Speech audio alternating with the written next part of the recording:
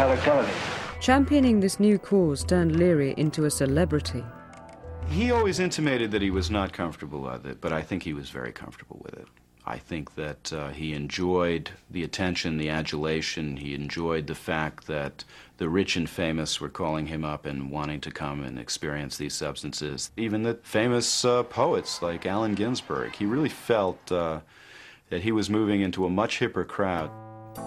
Aldous Huxley was also an LSD advocate, but his philosophy was different. Huxley believed the drug should only be in the hands of the brightest, that it might well be too much for the masses. Leary disagreed. He thought a wide range of people should sample it. He was very clear, including in testimony to Congress, that there should be some kind of a preparation, there should be some kind of registration or licensing process for drug use, just like there is for driving a car. That you had to have the knowledge and demonstrate that you had knowledge and responsibility. Few listened to Leary's warnings, but millions tuned into his intriguing description of the LSD experience. Across America, people were beginning to experiment with the drug, particularly those living in college communities. Many serious LSD researchers feared Leary's message would open a Pandora's box. Tim was approached by many people who were using LSD in the psychedelic therapeutic community and basically told to tone it down. You know, keep a lower profile. You're going to blow it for everyone. But he was so convinced that he had found the answer that he didn't listen. Leary's rebellious streak made him his own worst enemy. When criticized, he would often say something outrageous just to provoke a reaction. If I were to say, ladies and gentlemen, there's a level of reality which is invisible to the naked eye, but which has a lawfulness and a beauty of its own, you'd consider me to be an eccentric. His new notoriety and accusations of sloppy research compelled Harvard to act. In the spring of 1962, Leary was ordered to give up his legal supply of psilocybin, and by the end of the year, the psilocybin research project was closed. A year later, Leary was officially relieved of his teaching duties. On leaving Harvard, he said, "It's as unfair to expect a university to sponsor research on visionary experience as it would be to expect the Vatican to support research on effective aphrodisiacs." Leary and his followers needed a place to continue their research. They were thrown out of Mexico and the Caribbean islands of Dominica and Antigua. After 3 months of searching, they were offered use of the immense Millbrook estate in Dutchess County, New York. Peggy Hitchcock was a close friend of Leary's, and her two brothers, Billy and Tommy, owned this place, and they lived in a mansion on another part of the estate, and they gave us the mansion free, basically a tax write-off for them. Millbrook was one of the great house parties of the 20th century. Some research was going on, but increasingly, probably due to its proximity to New York and also to the kind of word of mouth that was spreading the word about LSD, more and more beautiful people, jet setters, began making their way there.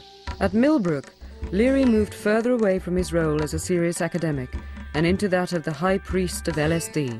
Soon he was chanting his own mantra. Turn on, tune in, and drop out. In the early 1960s, Timothy Leary was making headlines on the East Coast as writer King Kesey started blazing his own LSD trail in the West. Kesey was a classic American hero in many ways. He was a small-town boy, athlete, but also an intellectual. He was a wrestler.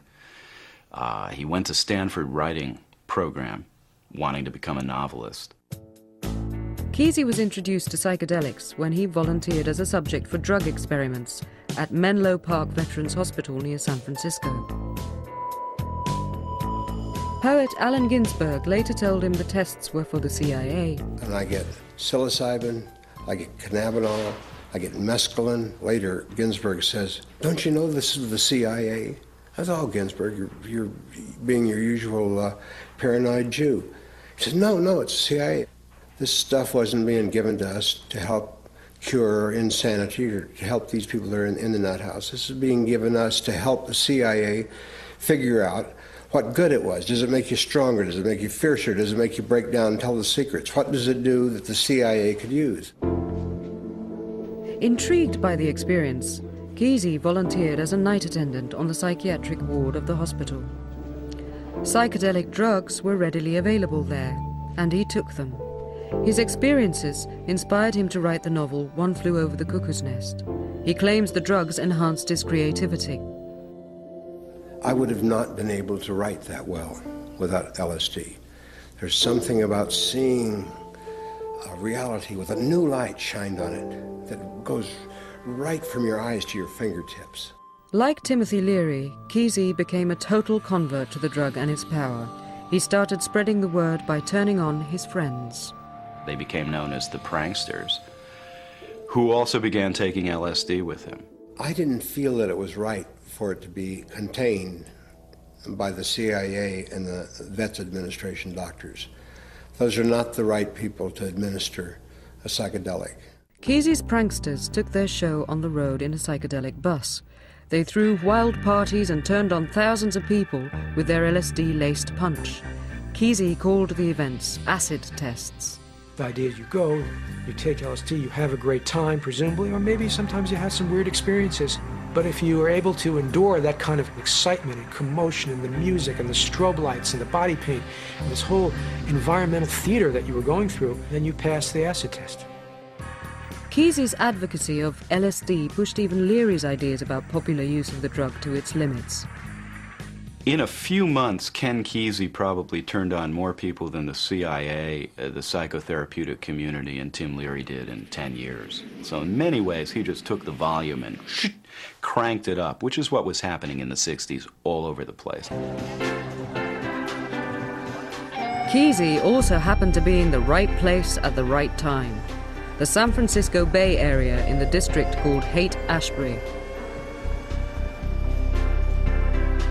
The Haight-Ashbury was a development in progress. People started to be aware of each other and to relate with each other. Artists, poets, playwrights, men, women began using marijuana and then a little later LSD, and it started to bring us all together.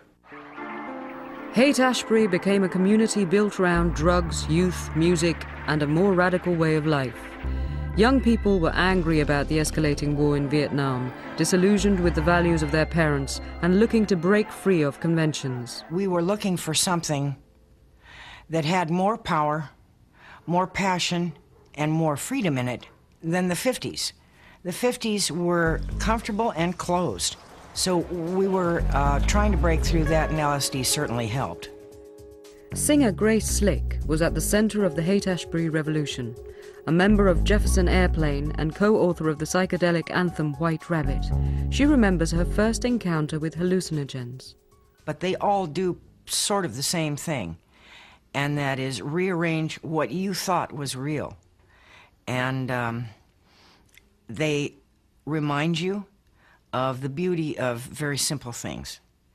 You forget, because you're so busy going from A to Z, that there's 24 letters in between. Adapting the universal term of approval used by the free spirits living in Haight-Ashbury, a San Francisco journalist called them hippies. Although conservative older America came to despise them, the youth of the world embraced them.